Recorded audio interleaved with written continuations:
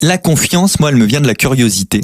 À la base, c'est une confiance absolue dans le fait que je veux découvrir les choses, je veux comprendre les choses et je veux retransmettre les choses. Chacun est en fait au fond de lui libre et heureux. Ça fait très gourou de dire ça. Et en général, les gens rient quand je le dis, mais parce que ça responsabilise énormément son bonheur et sa confiance. Elle ne dépend que de nous. Mais comment on l'acquiert, Fabien Lucas ? Il y a des gens qui n'ont pas confiance en eux.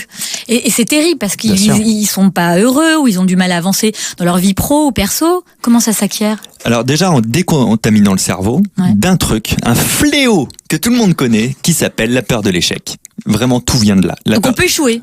On a le droit d'échouer, mais en fait, échouer, c'est la face d'une pièce dont l'autre face, c'est l'apprentissage.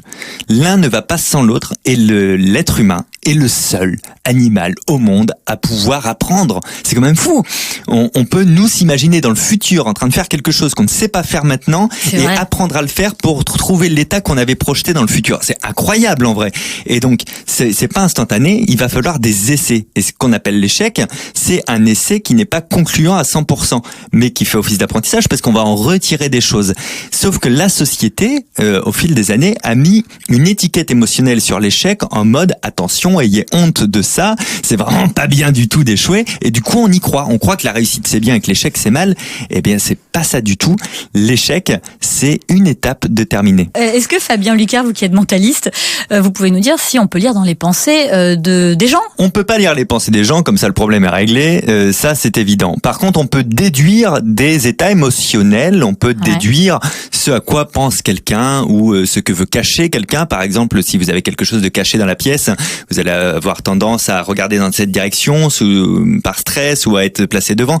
Donc, il y a plein de choses comme ça qui sont lisibles, mais c'est surtout les changements d'état émotionnel. C'est ça qui est intéressant de voir est-ce que la personne, par exemple, va avoir plus ou moins de mouvements alors qu'avant, elle en avait pas beaucoup. Là, elle se touche beaucoup le visage. Une nervosité en quelque sorte si je vous faisais une séance de voyance, par exemple, je verrais au fur et à mesure votre visage s'illuminer ou au contraire se refermer un petit peu. Et je pourrais aller dans les directions de quand ça s'illumine. Qui m'en font plaisir, par exemple.